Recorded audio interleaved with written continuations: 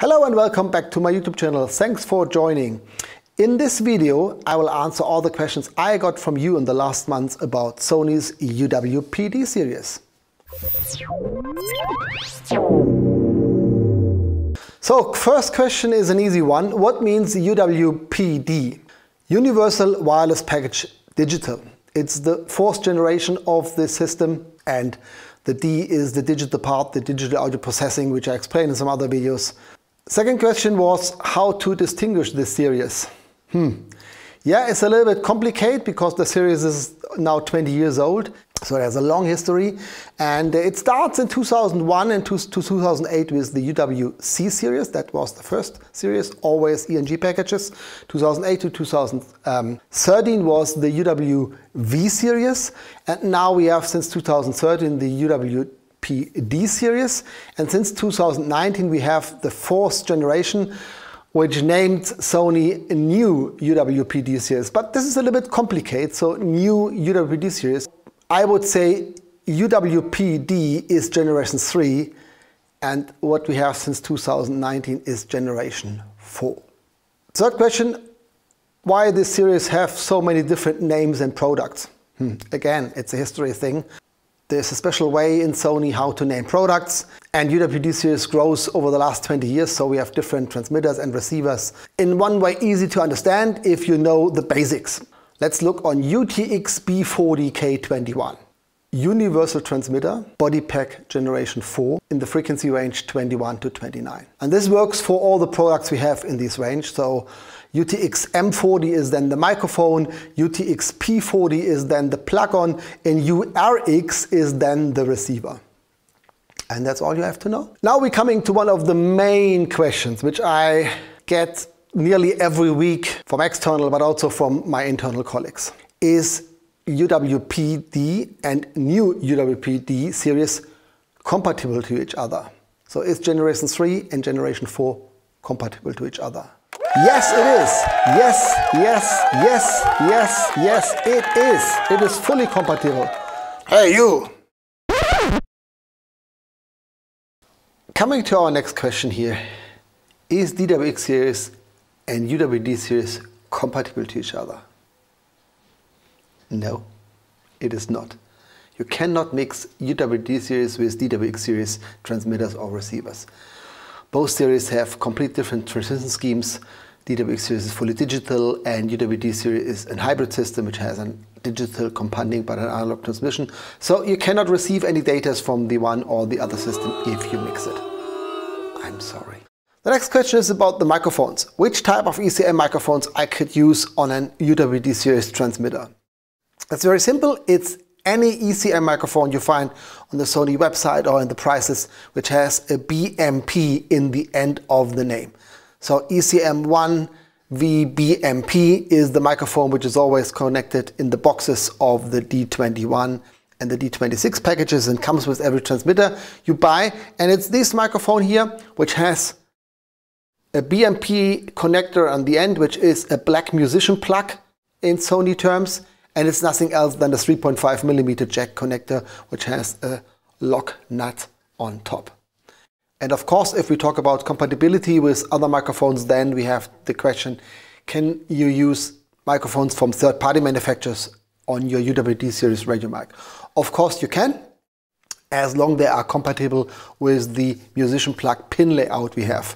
I know that DPA is doing some of these mics. Also Sunken has some microphones with the mini jack on, as I know Voice Technology and also Deity. So there are manufacturers which making microphones which have the correct pin layout for UWP-D series. And then we're coming to another question about microphones. Can I use my Sennheiser lavalier mic? No, you can't. Sennheiser is using the exact same connector as Sony is using, but they use a different pin layout.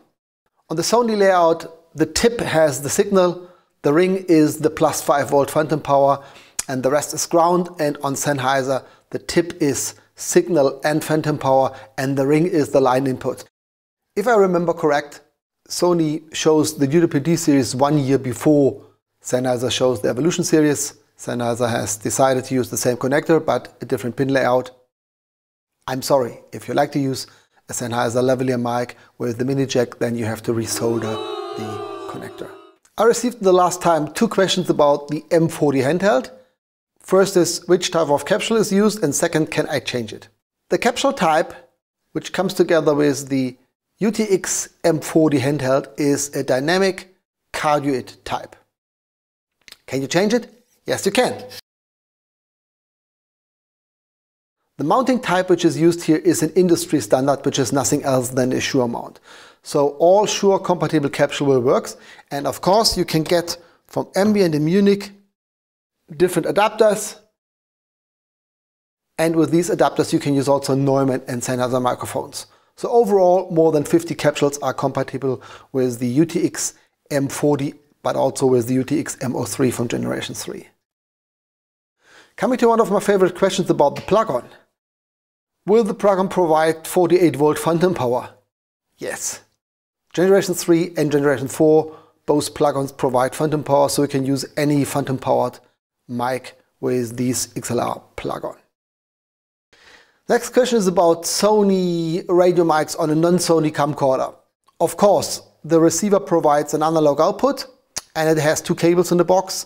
A mini jack XLR cable for a symmetrical output signal and a mini jack cable, which can be used if your camcorder or your DSLR camera only has a mini jack input. So it will work nearly any camcorder in the market or any video camera in the market which provides an audio input signal. Let me look on my schedule what we have next. Oh, has the receiver a line output signal? No, the receiver provides only -58 dB microphone level output.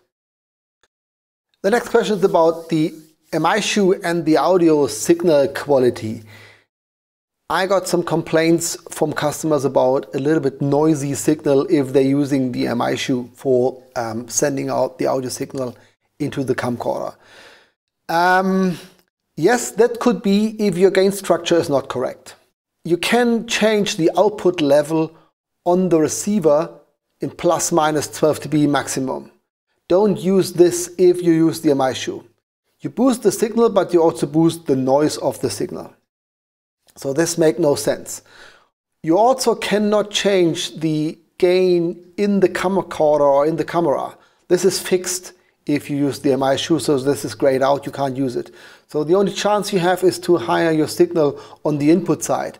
This means switch your transmitter into auto mode and then use the highest level you can get from your microphone. And this works well. In my case here I use a lavalier mic with the B40 and the P40 on the other side, send out the signal to a USB interface and over USB interface into my computer.